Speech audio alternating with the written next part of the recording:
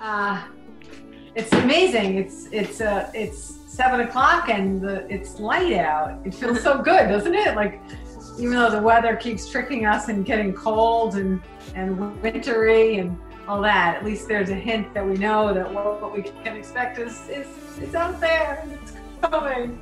So it's good to see you all. I see some people combed their hair. Other people, they're wearing pants, which is kind of nice for a change, right? So I guess we're all getting a little tired of Corona, so we're actually trying to groom again.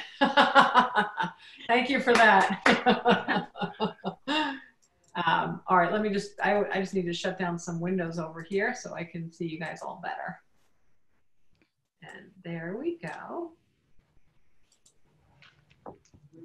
Okay, cool. Okay. All right, so as we go along, feel free to use the chat feature and type in questions like we have been doing.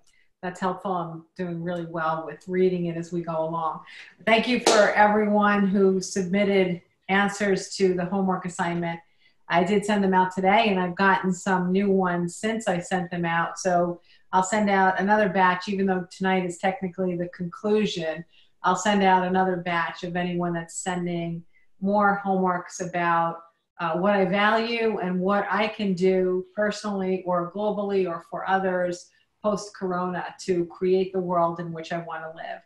And, I didn't have a ton of time to read through them all. I'm actually looking forward to, I have Sunday off, and I actually want to go through. The last one was 26 pages. This one's only, 5 or 6 or something, but I'm looking forward to just going through it more. I did a little bit of scanning of them, but I enjoy it because it feels like it's a collection of people who are living more soulfully, are sharing into this pool so that there's this amazing co-creation possibility with it. So Laura might get one idea, Victoria can get another idea, Stryker can get another idea. And then when we're reading others, some of other people's writings, they're going to resonate with us, and we'll get these pops like, oh, I thought of that. I don't know why I didn't write it, or I wasn't thinking along those lines. So having the whole body of them, even if we just peruse them briefly once, it still gives us the advantage of kind of enjoying the collective vibrational energy that we have, knowing that you got to be a little ahead of the ego versus soul curve just to be participating in these calls. We didn't find each other by accident. I didn't recruit you. I didn't beg you, so you're here and I'm here, and we're here together with each other because that's how beautifully and lovingly the universe works to co-create possibility. So keep enjoying that. Someone's hiding because she chose not to brush her hair, and that's okay too. I was not hair brushing shaming anyone. So keep reading them, and I will look through them again. Stryker, can you hear me? Okay. Can you do me a favor and just type in those 3 dates I gave you, because I don't know what they are off the top of my head. And then type in the name of that class. But I did put together on the calendar, I had briefly mentioned to you that I was going to do a series where we were going to explore the book, The Answers, in a whole different way, where the souls that I had channeled from each section, that they would come in for their passages, and we would explore the passage, but we would explore in real time what they were contributing to the conversation today. So it's basically the 15th year anniversary of when I channeled all the material, not necessarily till when I formed the whole book, but it's kind of nice to be able to tap into them directly again, and maybe even get some overview as like, here's what you were saying 15 years ago. Like, how do you feel? How are we, measuring up? Are we on the right track? What can we do individually and with our thoughts? How can we kind of like bring in the benefit of your writing from 15 years ago and how can we implement it? Because I still to this day, not that I don't really read the book because that's not my role, but anytime I pick it up just to see a passage, I see that it all still resonates with me because it's timeless. It could have been written in the 1700s. It could have been written in the year 1000. It's timeless. So it's going to be fun to see what they have to say and who comes in. There was one overriding soul that wrote most of it, and I'm sure she'll come in because she's got a big personality, so she'll be in, but it'll be nice to hear some of the more subdued souls as well. As far as tonight, I had explained that I would, oh, thank you, Laura. I like that a lot. All right, for tonight, Laura is my best friend, okay? She's my new best friend. Okay, so we were going to start out with a concept that I left it on the board without talking about it last time because it's a very huge concept and it takes a little bit to expand into wrapping your head around it. But I think that if we're going to really talk about this and kind of see it through tonight, it can help you to manage some of the stuff that we're bombarded with from humans on Earth, humans that are living in different aspects of their relationship to the ego versus becoming more soulful, the ego versus the soul. When the ego comes out and the ego is pressed on us from loved ones, from their negativity, from their fears, from their limits, from their perceptions and their expectations and their success checklists and all of that, when that gets pressed on us, sometimes it's hard to navigate the space where we really are so eager to live to the knowledge that we are unlocking, which is soulful choices. So it's easy sometimes, not easy, it's tempting sometimes to get drawn into their expectations or their narrative or their negativity or their limitations that they are supposing or wanting to place on you. So our peek at this and understanding it in more depth can sometimes help us to deflect or manage or find new creative ways to manage the ego on Earth, okay? And what the ego is, just in case you're not that familiar with how I choose my words, I sometimes think I just make up language, but the ego is really our human navigation system.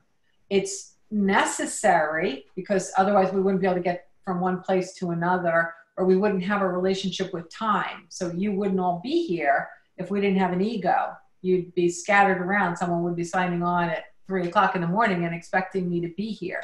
So the ego is necessary, but the ego is also where we store misinformation. It's also where we store a database of other people's versions of reality, of everything about being human, from what's the proper number of children to have, what should your hair look like, what should you do for education, what's the school you should go to. But we store all of this data that we're bombarded with of suggestions of other people about how we should live or what is a meaningful life or what is a worthy life. So we also store from the ego and reflect back from the ego all of our negative interactions throughout our entire life. So clearly, even though the ego has a purpose, if we let it have free reins over our lives, and if we let it have free reign over the planet, then our lives and the planet are going to be a mess. The planet at least is a bit of a mess now, but that is simply because too many people living in ego have been in power. If we had the same levels of power and those people were shifting from ego to soul, we could actually be co-creating an infrastructure and a community globally and locally that lives harmoniously, providing a platform for each person to excel to their own desire. Excelling meaning following their purpose, their passion, their interests, and so on. So let's look at this. Let's break this down. I remember, I think I said this, I was on the radio once, and this is where I decided to, get this from guides and land that on a radio call. Well, not exactly the best place to bust that out there, okay? Facts are fiction. What this means is that everything that you see and hear and touch in the external world, everything in your external world, all of your happenings, all of that is fiction. We make it up. We make it up individually and we make it up collectively. And here's how to understand this a little bit better, okay? When we are not in our bodies, when we are in the energy realm, even if we're putting together a quest to come into a body and have a physical life, we have the knowledge and the understanding that our thought energy projects into the creation of reality. Not only is it our thoughts as individual souls, but we also understand how the energy of others' thoughts can co-create reality for us. There's no mystery about the process. So we project, and then after the projection, whatever exists from that projection, our brain, our cells know that what comes back from that is a byproduct of where we were focusing. So now when we come to Earth and we become physical, we land in a body, and this body is a machine. It's an amazing, brilliant, miraculous machine. And what the machine has is it has a brain. The brain is the mission control center, which helps us to be in physical manifestation for the development of our soul. Without a body, we can't experience a physical world. Therefore, we don't have all of the wonderful vehicles for discovery that our soul is offered while we're in physical form. So in this machine, the machine's brain is the projector. The machine actually projects out our consciousness. So whatever we're thinking and the vibration of what we feel and the vibrations of what we are believing, it gets projected through our brain, through that sense. Then the same brain that is the projector is also the receiver and the interpreter. So now after we project and we put things out there, we also receive back those pulses, those reflections of what we've put out there. And that's how we figure things out. It's really very much like an enormous what-if game. If you've ever been around a child or a toddler, you know the what-if game. And the what-if game is, what if I grab my mom's phone, what will happen? Will someone come barreling down and scream and take it away from me? Will I drop it? Will it be entertaining? Will I have fun with it? Does it bounce? That's what if. What if? It all starts with a curiosity. But what we don't necessarily realize is that what if continues from birth until death. If I do this, what will happen? If I do this, what will happen? If I don't do this, what will happen? So we're all in these huge what if games, and we're playing it thousands of times a day. And sometimes we'll kind of wake up in the middle of and echo back from the last thing we did or didn't do. And we'll see the projection and think, I don't like this. So we can get mad, we can get angry, we can be disappointed, we can do all sorts of things when we don't like the projection back. But the projection back, if it's disagreeable, is designed to help us say, okay, what was I projecting? How did this echo come back to me? It didn't self-create. It did not self-create. So I either co-created it or I pushed it out there and I'm getting back what I put out there. In most cases, we're always co-creating. It's very rare that we would ever be the sole maker of something that we're experiencing. But the more soulful you become, the more your vibration is reflected back into your own individual experiences. When you're living more in ego, you tend to be mishmashed with other like vibrations, creating your reality more so. In other words, soulfulness gives you an exemption to some damaging behaviors or choices that the ego will already start. So we kind of get like free passes or a protective bubble or whatever it is, we get this. But for the most part, what comes back to us is at a minimum co-created.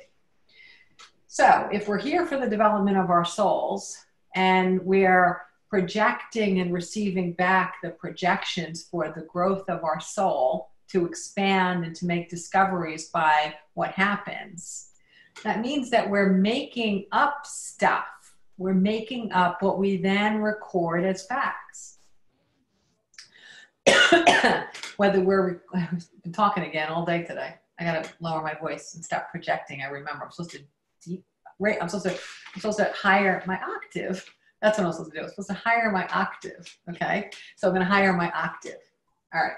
So until I don't, then I won't. So what we're doing is we're creating happenings for us to interpret back the result of the happening so that our soul can say, it can come forth and say, this is an opportunity for me to discover something, or our soul can continue to live in the pattern of all of the habits that it had previously and not notice that there's an opportunity for a new perspective embedded in that echo that came back to us. I remember learning about a study that they teach in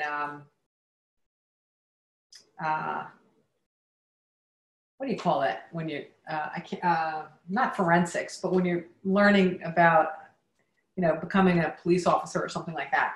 But one of the studies was that there was this very famous scene, and it was probably like back in the 70s, where there was this man and a woman on a bridge, and the man was assaulting the woman, and there were 12 people on the bridge, and the police came, the assault continued, and nobody intervened or whatever. So the police came in and focus on talking from my diaphragm.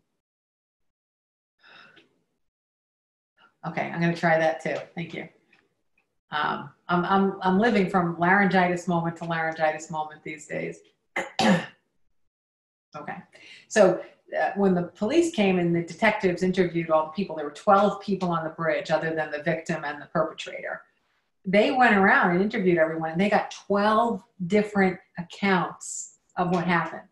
12 different accounts. Okay, so if you can have an event where 12 people are giving different narratives, and they were all, I believe that when it was set up, it was sort of like the people were in the middle, and then the 12 people were creating like a semicircle around it. So it wasn't as though one was here and then 2 or 3 were there, so they were being blocked, or one was in a boat underneath the bridge. It was that they were really all had a similar vantage point. And so if you got 12 different stories for one crime, what does that tell you about facts? They're made up. We make them all up. We make them all up. Every single fact is made up. It's all made up. It's all made up. There's a difference between data. Data, we tend to think of it as facts. Like if I'm looking at the data from baseball, and I'm just recording statistics of things that actually happen. I'm recording numbers, 3.18, and then I average them at the end. We can have data or data. We can have that, but it's different than the facts of the narrative of everything that we're saying is to be true. So even you're like, well, it's a fact if I am working in a research facility and we determine that this virus can blah, blah, blah, blah, blah, and this and that and the other thing. And if another scientist agrees and another one agrees, then it becomes a fact. Now it's in the books. Let's teach everyone about corona, how to eradicate it, how to manage it, how to test for it, and so on. But haven't we learned from myriad illnesses throughout human history that even our version of how body disharmonies or bacteria or viruses interact with bodies and specific people? We always find out that there's a new way of looking at it every day. And not only that, but if you have scientists that have a preconceived idea of what the outcome will be, or they have a vested interest in a particular outcome, then the entire experiments are going to be skewed toward attaining those outcomes. So they're making up the facts even when they think they're investigating the facts. The reason this is so important to remember is, especially moving past the post-corona period, is because if you stop being so attached to the details of a day or a world or what people are doing or what they're saying, and you know that it's just a part of the canvas of our collective reality where we're all given opportunities to discover and to grow, then we stop taking all of that stuff so personally. And we also, more importantly, this is, if I could tell you that there's going to be one thing that I would love for you to be able to take away from tonight, this is what it would be. Because we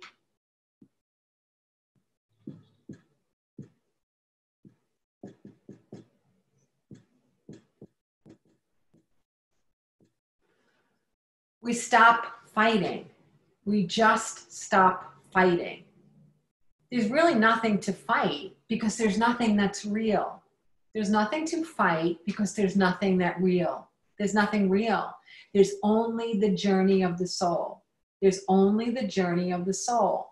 The rest is the canvas on which we paint this journey. That's all it is. If I am a teacher and my quest is such and such, I could take the steps of teaching, and between the administration and parents and students, I could have every single discovery that I was wanting to make on that path. I could be an architect and I could have the same exact quest, and I could make every single thing about customers and building and designing and bosses lead me to the discoveries. They're interchangeable. The only thing different from one path to another is how we are aligned with it in our interest, in our passion, in our enthusiasm, in our capability. So I might not actually make discoveries if I hate being an architect. So since I'm doing something that's not paralleling with my soul's intention, I might just be fighting my whole way through it because I'm unhappy. I don't like my job. I want to retire. People are stupid. I hate it, right? So I'm going to be fighting and fighting and fighting instead of living in the world of discovery. Now, suppose instead I just happen to become a teacher in this earth life, and that makes my heart sing, and I feel really good about it. Doesn't mean everything is great. There might be different groups that are difficult or different classroom years that are difficult, but because I'm happy with my overall choice and career, and I felt drawn to it, and I feel like it's an expression of me, I am more apt to make the discoveries within that field because I've selected something that is tapping into my intrinsic fuel, which is curiosity, passion, interest, okay? But in the end, at the end of the day, it doesn't matter if I got a wake up from a 14-year-old boy in my class, or if I got a wake up call from a woman whose beautiful house I just designed. Does it really matter?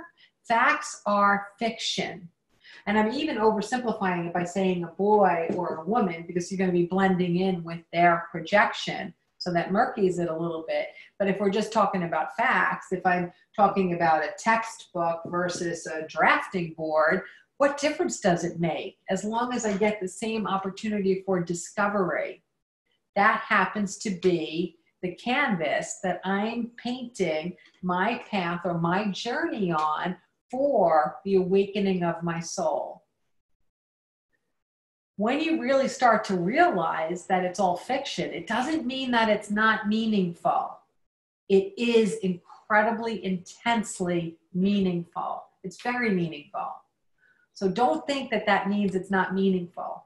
But what it does mean is that it's not something to fight. You can let go of the resistance toward it.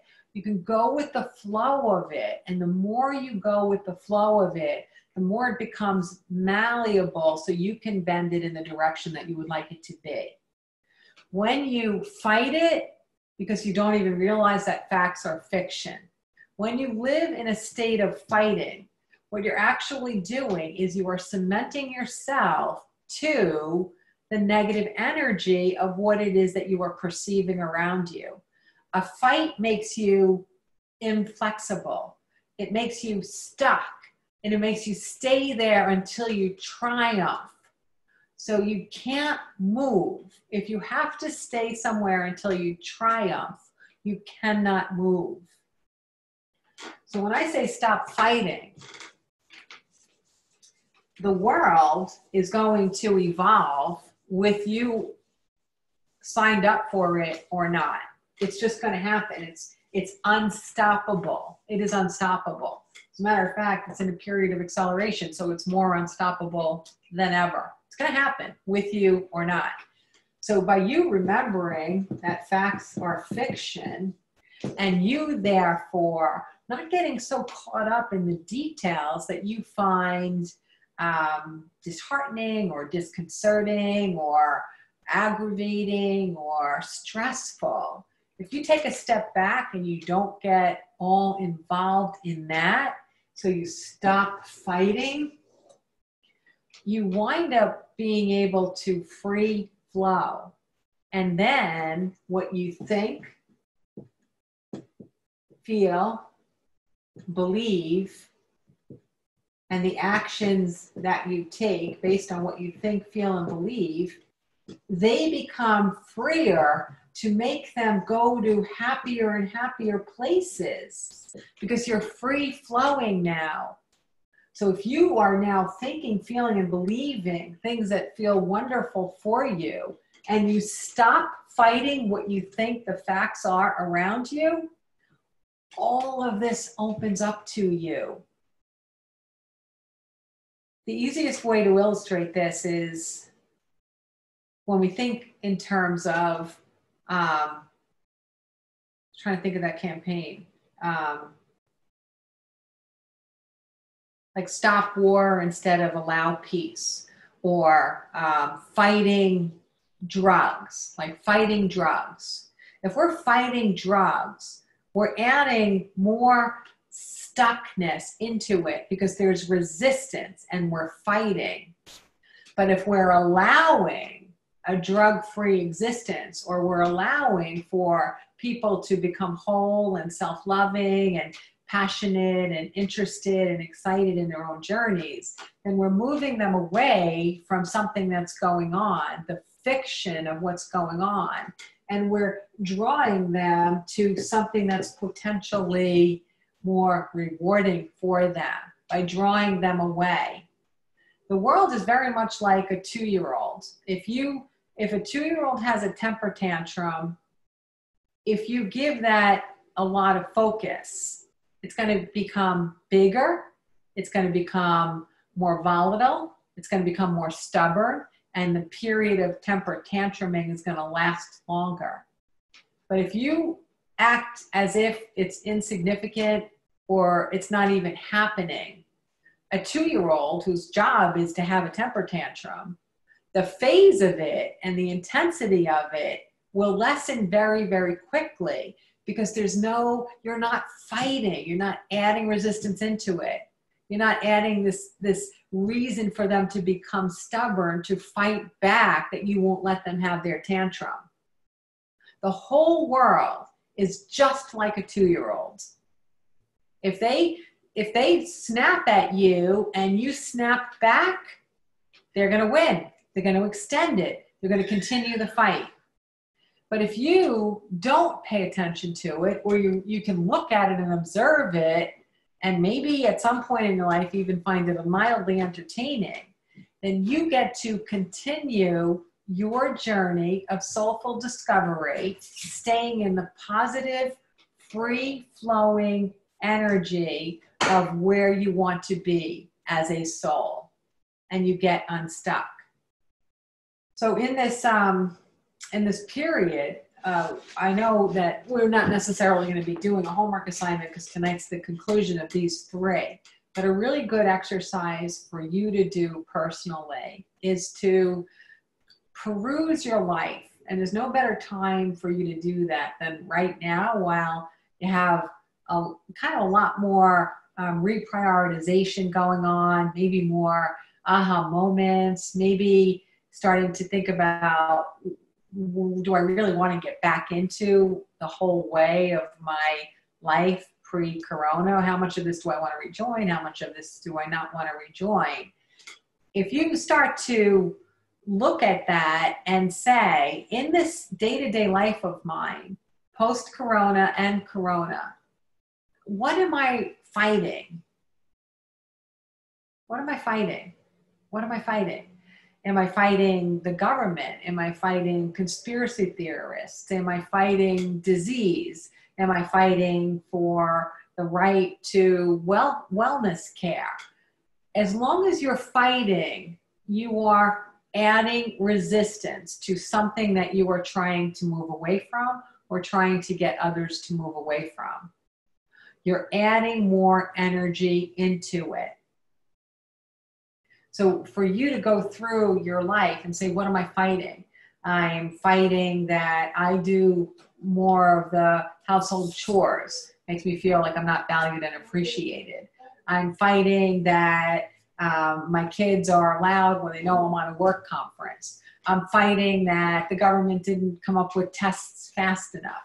I'm fighting that some people want to go back to work when there's still a spike in the increase rates. I'm fighting that the government won't let us go back to work and we're allowed to choose for ourselves. But you want to think in terms of what am I fighting? When you find what you're fighting, you find out where you are going to remain stuck moving forward, because a fight adds resistance. And remember, it's like lead boots. As soon as you fight something, you're going to be stuck there as long as it is you're fighting it. Okay? We all know by now that we create our own reality through what we think, feel, and believe. So even if it were just everybody that's watching this, or everybody that knows you and models the way you choose to live because they can see that you're happier than the average population, or even if it's people who see this video later, or even if it's other points of light out there that are offering up the same possible suggestion of stopping the fight, no matter how we get to it, the more people that we have that stop fighting, then the more we are going to free flow into the post-corona reality of the world we would like to live in.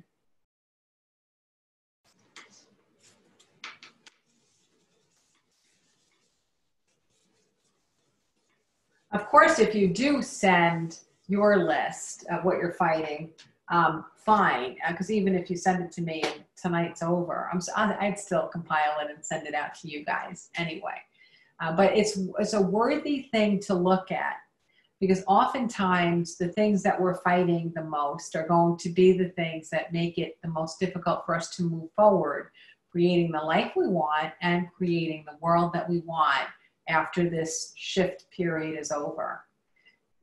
There's not a lot of opportunity in anywhere in history that we can look at that we have a chance to start with a pretty cleared slate after a period of time, right? We really are starting on a lot of levels. We're really, really, really starting fresh. I'm going to pause. I'm going to write the word fresh down so I remember, because there's a couple of interesting questions coming up that I want to address while they're relevant.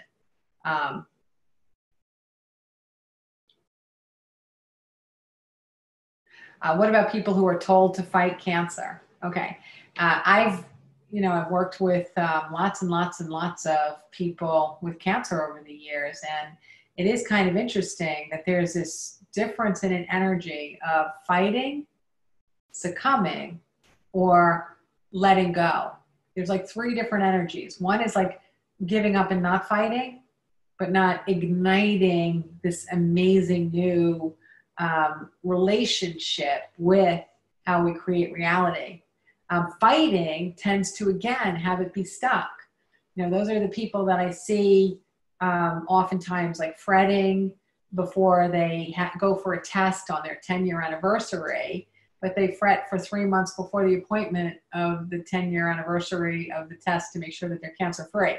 So if you're living from the perspective of fight, you're going to keep the fight going, okay? And even if you battle the disease and you reharmonize the cells in your body, you still haven't gotten to the point that something has opened up if you're only fighting symptoms. Every body disharmony has a root cause in a place where we have been separated by others from soulful perspectives and choices and energies. So even if we are to become free of symptoms of a disharmony, we want to be able to get to what created the opportunity for that discovery to begin with. So fighting anything doesn't help to shift us to a place where we will be free to create a happy life. Okay, so here's another one, and I'll ask, what if we are fighting with someone and we're pointing out all the untruths in what they're saying? You know, it's interesting, like you can almost imagine yourself in that situation, debating someone, and you can almost feel your heart race and your pulses increasing, and maybe there's a little sweat going on, and you get this whole rush of physiological responses to debating the person to show them how untrue what they're saying is.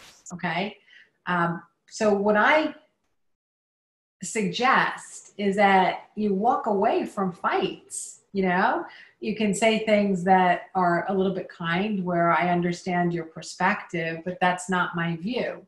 I see things differently. Well, you know me, I always see things differently. Whatever it is you need to say to that particular audience, but the idea is to take yourself out of a fight or take yourself out of a battle.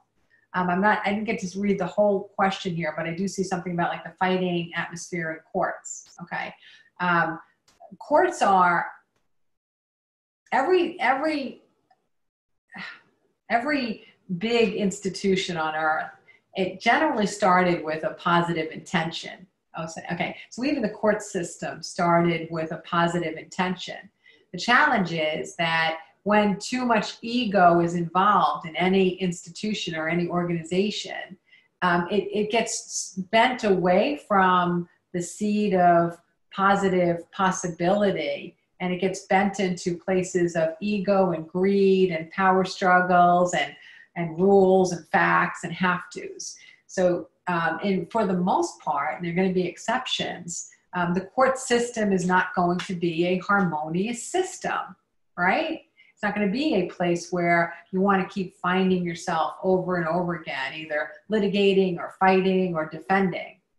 Not only is it not a harmonious place to be, but also because facts are fiction, it just doesn't that commonly turn out that there's a very equitable result, okay?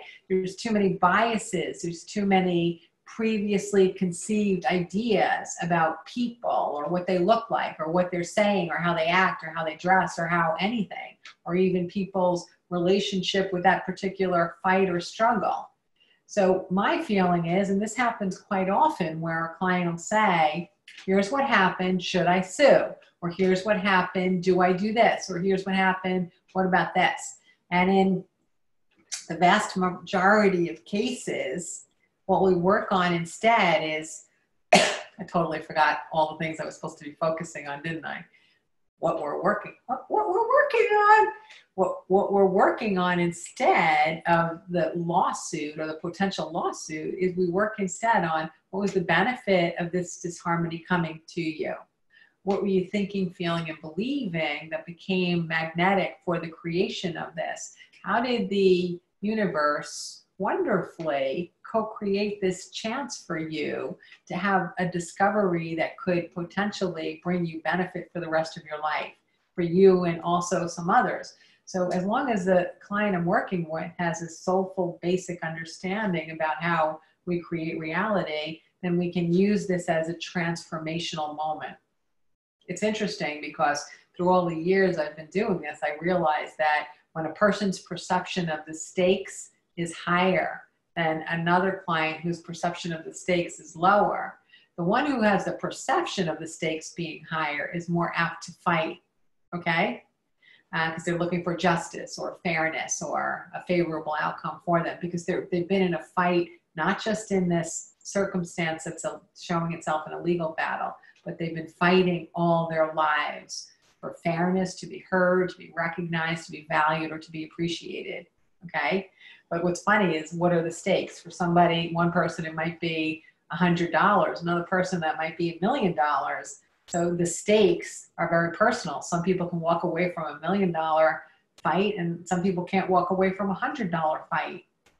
So all of this is because the facts are fiction, right? The facts are fiction. They're specific to whomever is there, whomever is present. What we're working on understanding as a possibility for where the world can go and where you can go is there's a basic mindset that we can adopt, and that is one of simplifying things, moving toward what we want instead of focusing on what we don't want. So the path of us creating harmonious futures for us post-corona, when we have this big clearing off of the slates, is to move toward where we want to be.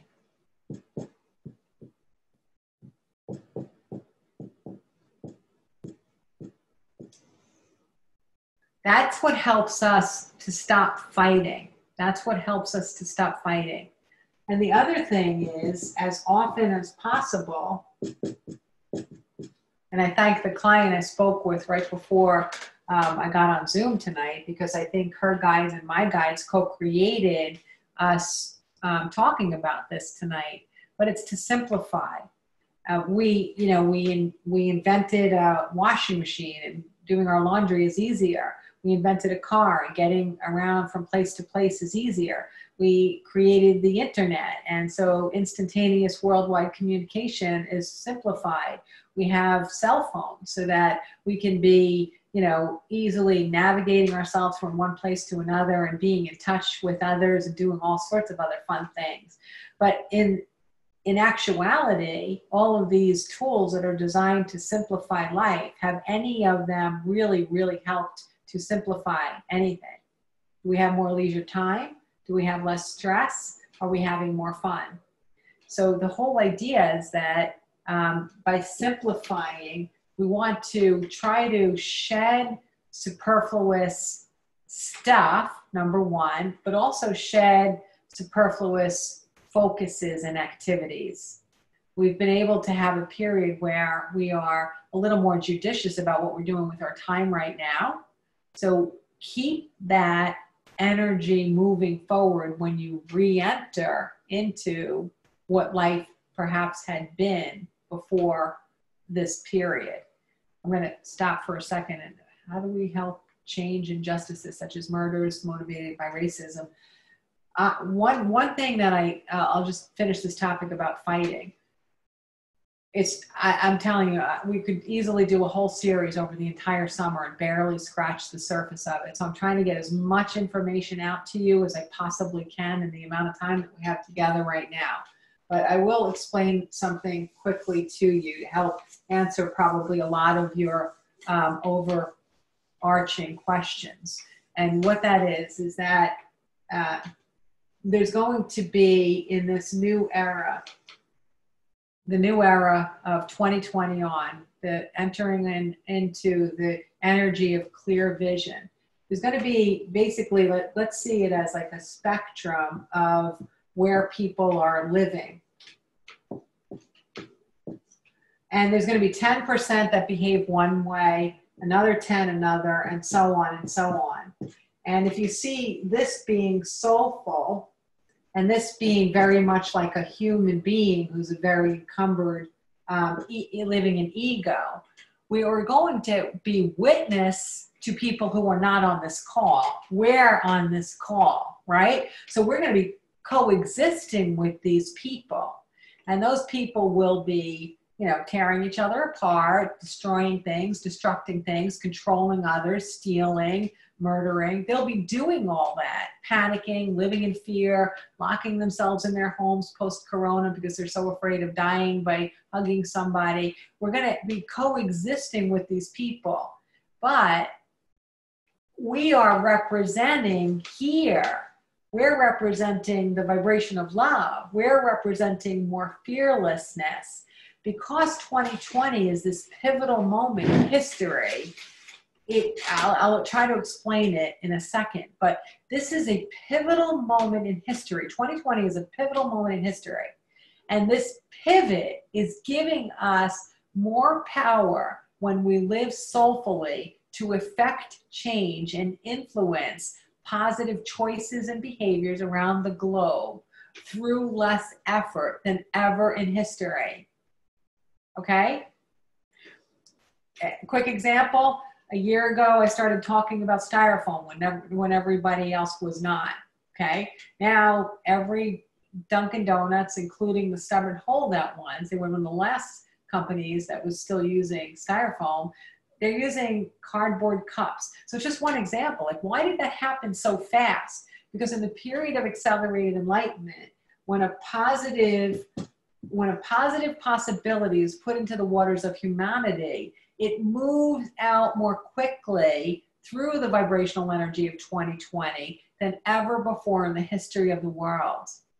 This has been creeping up slowly, but now we're here. We've got this amplification of positive possibility.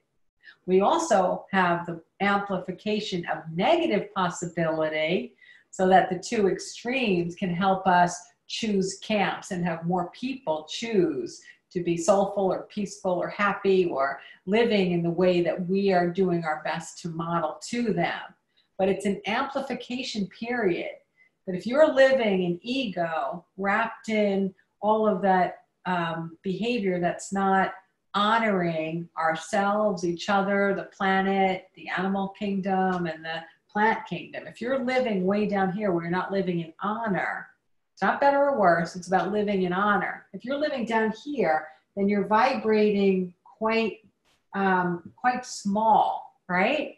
So the reach of your rays off your sun, they're going to be commensurate with your vibrational energy of where you're living.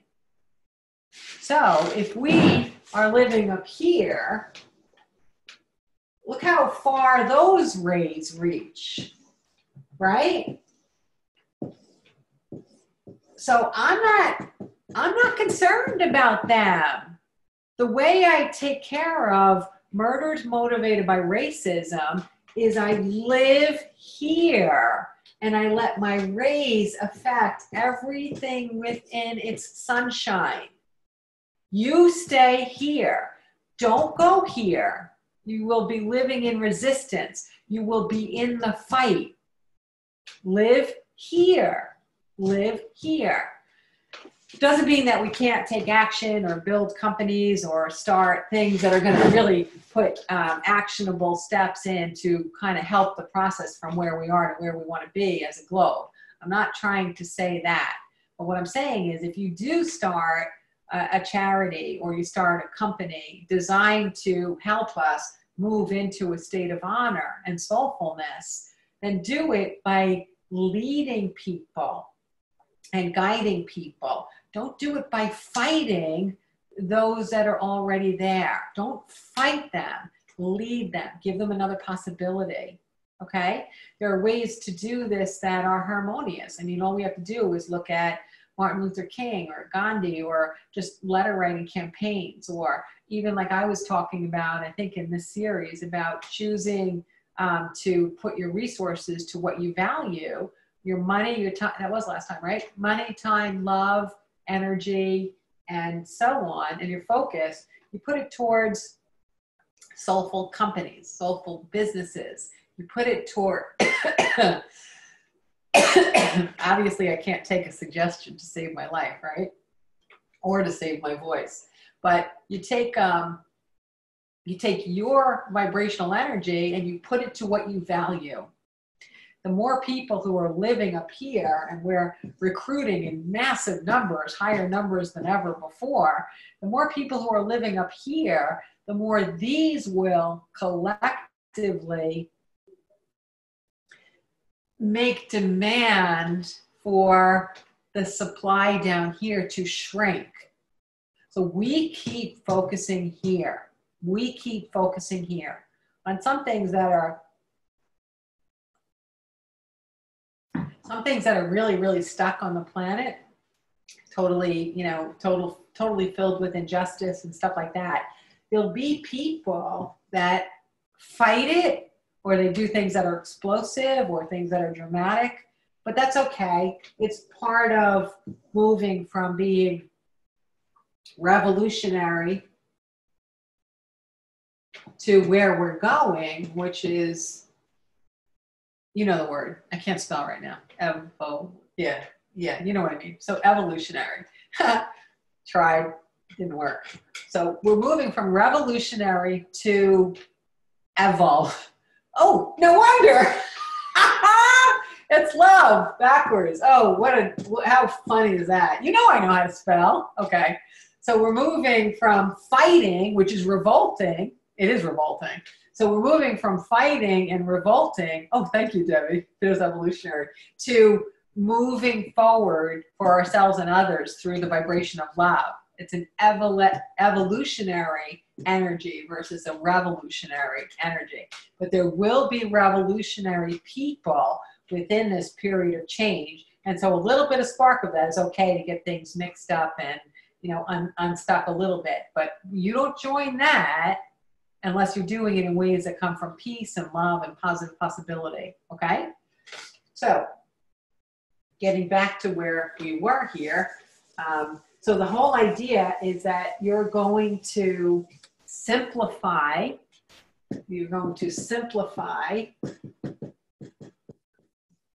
and it doesn't mean foregoing the material world. It doesn't mean that if you love diamonds that you can't have more diamonds. It doesn't mean that if you really are cramped in your house and you would like a bigger house, it doesn't mean not buying a bigger house. It doesn't mean not putting in a pool or getting a new car. That's not what simplify means. A lot of people misunderstand that and they think of it in terms of dollars. Simplifying means how much energy are you using up on a daily basis or a weekly basis to maintain your present life as it stands now.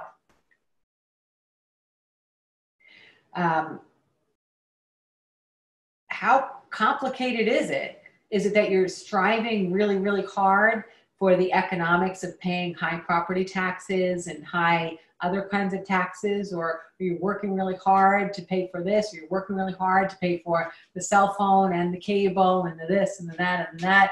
Are you, is your life complicated because you can't find anything because you're filled with clutter?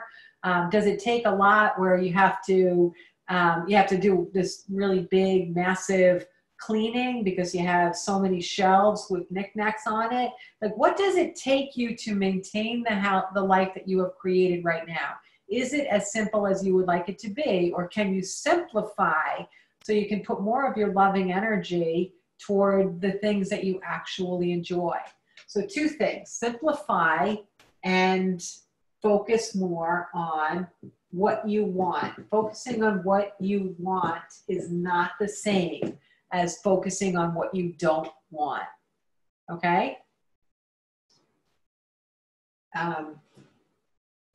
You can almost imagine, like, if I want to go for a run and I'm like, is it going to rain? Is it not going to rain? Is it going to rain? It's going to rain. I don't think I'm going to go. I think I'm going to go. I want it to rain, but I don't want to get cold. I don't want to get wet. And I'm going on this for hours, right? I have now created an opportunity where I begrudgingly go out for a rain, and I'm bemoaning the fact that I go out for a run, and I'm bemoaning the fact that it might rain. that I'm actually going to create like a rain cloud over me, and I'm going to see the sun shining over my house, and it's going to pour on me as I run. Because that's what I'm magnetizing in, because I'm not focusing on running in the sun or running and feeling good or being positive in the weather. I'm focusing on rain. Is it going to rain? Is it going to rain? Is it going to rain? Is it going to rain? Is it going to rain? Well, finally the rain's like, all right, I hear you. I'm coming. I keep hearing rain. I keep hearing you. I'm on my way. I'll be right there. Where are you? And then it's going to come and join you. It's obviously an oversimplification because we don't necessarily get to see that often, but it's the truth. This is how reality works. What you're focusing on, positive or negative, comes and joins you because that's the vibration that you're putting out there. So it's going to join you. So moving forward, after this period of isolation, simplify and keep putting your energy to what you want, all right?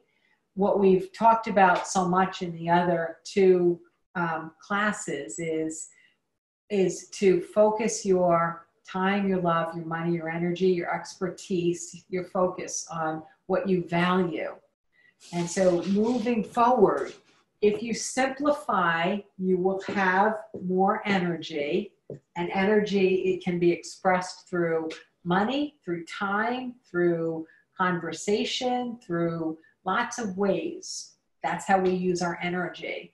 If you simplify, you will have more energy to put your life in more of a connection with what you want. It's another way of saying what you value. You know, a lot of times I hear like a client say something like, my family was going to go to a movie and they were going to go see this. But the content of the movie, it's like, you know, it's for them, it's disagreeable, whether it's violence or horror or whatever. So they're saying, you know what, I would love to go because it's a family movie and it's a night out, but I'm gonna stay back. That's an illustration of kind of the story, right? You can go to the same theater and you go in and see Mary Poppins and let them go to see whatever they were going to see. So you still have a family time if you want. But the whole idea is be as choosy with what you want and what you value with the whole of your life, not just what movies you watch. Be choosy. Let your choices align with what you value, okay? I know that 2018 and 2019 got very strange for me because guides stopped giving me information, precognitive information about what was going to happen from 2020 on, except in a broad stroke kind of way, all the stuff I've already been talking about. But the details that I had been accustomed to getting, they got softened and quieted. So in the narrative of what I was getting, I knew there would be a big worldwide, globally uniting event. I actually guessed what that event would be, but I can certainly see that the package of Corona is far more expeditious in creating the possibility of where the world can get more quickly, okay? So now that we are here, we can't undo this, but we can take advantage of this opportunity where so many things have been cleared away, old ways of thinking, old collective narratives, old expectations. And when we enter again, because we're going to be kind of wiggling our way through it, which is really helpful, because as we're wiggling our way back into life, we get to insert more of what we want and we get to simplify. So let me illustrate this. So if you were working in your organization for, let's say 50 or 60 hours a week, and you asked if I could work remotely on Fridays, and oh, let me take you to the boss. Let me take you to the boss's boss. And they come back to you after a dramatic 6 weeks and they're like, no, absolutely not. It's essential you're here. We can't make an exception, blah, blah, blah, right? So now you're kind of like, should I leave this company? What should I do? I want just one day where I don't have the commute, or where it's easier to be when the kids get home from school or something. Now, post-corona, the playing field is yours. It's yours. If you muck it up and you let the world return back to the way it was, that's your opportunity to give away. So instead now, all right, we're going to have 25% of the company come by, and we're going to rotate, and we're going to have 50%. And then when they start to eke out that 100%, in the meantime, when it's 25% and it's 50%, make sure that you're carving out the space of working remotely. Make sure that you make that working remote a good experience for your company, that they're actually happy that you're working remote, okay? Show some kind of value in it. And then when we eke up from 50 to 100%, now you're like, this is a wonderful opportunity. We can decrease emissions by having only 80% of the workforce return full time. Let's have rotating dates so that we can be more mindful of, crowding behaviors. Why don't we all make sure that we're here on Mondays, and then on Tuesday, Wednesday, Thursday, we'll have a rotating schedule of when people can stay home. But you have power now, even if you think you're an underling, and even if your upperlings have egos, you can make logical, sensible, easy to implement suggestions that can be taken, and this is the time to do it, right? This is the time to do it. Be creative, be a little bolder, be a little bit more forthright. When we move forward, anyone that returns to their organization, the last thing that a company is going to wind up doing after this is saying, you're fired. Well, first of all, they might not have brought back everybody that's furloughed, but their focus is, how do we get back up to speed? How do we start earning again? How do we be productive? They're not necessarily caring about you saying, isn't this a great time to implement that? Because it's good for the company. It's good for the economics. It's good for society. It's good for the environment. You put forth a well-conceived idea. Now is the time to suggest it. Now is the time to suggest any good idea that you had before Corona. And in a soft space where we're going to be getting back inch by inch, it's the time that it can take root. So don't squander those chances. Use those chances. Use those chances. That's one of the ways that immediately out of the gate, we can create the post-Corona world that we want to live in. In the meantime, in the backdrop of your personal life, put all of your energy, as much as you can, toward what you value, not to what you don't want. You stop the fight by focusing on leading people or being a light to go to where you want to be. You simplify and you continue to guide or help others in doing this as well. Years ago, I know we're running a little over, so I'll just give you this last thought that maybe you can see yourself in this thought. When a jet plane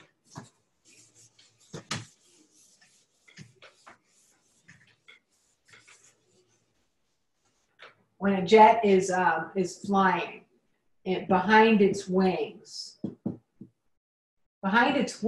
is this incredible airspace pull, okay? Let's give it a tail too. And in this airspace pull, they have done, there's a lot of drag here. And anything that's flying behind it uses a significant less amount of energy to get to where the guy with the nose pushing through the resistance of air is moving, all right? When you have a higher level of awareness, it's okay to have lots of people in your drag getting the benefit of you cutting through the wind resistance. If you ever notice, like how geese fly, this is a large reason why geese fly in this V formation, is because what happens eventually is that the geese that are at the back, almost instinctively, they will begin to come and fly to the front, because all of the energy in their long distance flying got conserved, and now they have the energy to cut through the air resistance. Like birds know stuff that people just don't seem to understand. So when you have a high level of awareness, if you have people that are being kind of getting the advantage of that extra energy that you're putting toward what you value, you don't want to turn around and look at them, okay? Leadership means moving forward. It doesn't mean move backward and yelling at people. It means moving forward. That's what a leader does. Whether it's in your house or your community or in politics or in a small department, a leader looks forward. Because if a leader turns around to yell at people, if a leader turns around to micromanage people, even people in their own home, then all of the planes crash together and they all die, right? So you keep looking forward to create the post-corona that you want for your life and for the world. Your whole role is to look forward. Simplify, focus on what you value, focus on what you want, not on what you don't want, and put your resources, the resources you want to spend, time, love, money, expertise, intelligence, experience, whatever, put it toward what you value. I love you too. Thank you. Thank you. Thank you.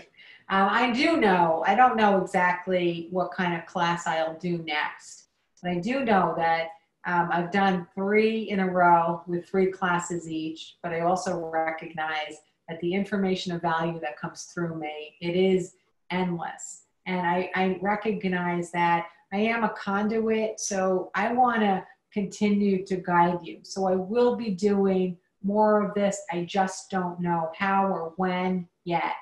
But I read every email I get. So if you have any suggestions of how I can continue to support you or your company in a meaningful way, or your family, it doesn't matter what you're asking for support.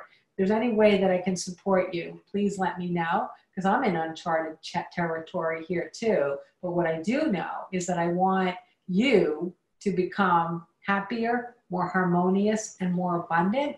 And I do know that it's possible. So I personally would be happy to assist you in any way to get you there, okay?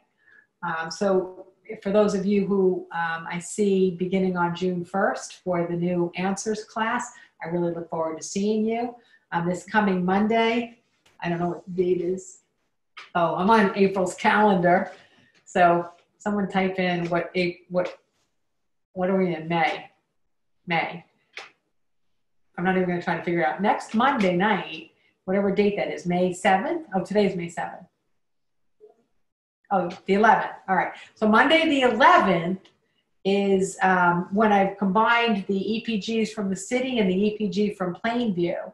So if you're registered for that and want to be a part of it, please email me or inbox on Facebook your questions for Monday night, because I will definitely address, I do try to get through almost everybody's questions on those nights, in addition to whatever topic the guides choose to focus on for that evening. So I look forward to seeing you. I spent very little time looking around at everybody's faces tonight because I had a lot to get through, and I want to look at everybody's faces because I really, really love doing that. Hey, hi everybody. Oh, so good. I love seeing you all. All right, very cool, very cool. Oh, wow, there's a lot of you. I love it. I love seeing everybody. So nice. Good, good, good, good. So I'm here for you. Increasingly, I promise you, during this year, 2020, we're going to be here for each other more and more. I can sense the guides have big things brewing for us to be able to tap into the wonderful vibration that we have as a collective partnership. So you will see throughout this year that more and more positive possibility will come for us to kind of help each other with resources or ideas or suggestions or anything else that might help us create the world that we want to live in. So thank you again. Everybody have a good and wonderful night. And thanks for staying late after class with me. Good night, everybody. Thank you, Karen.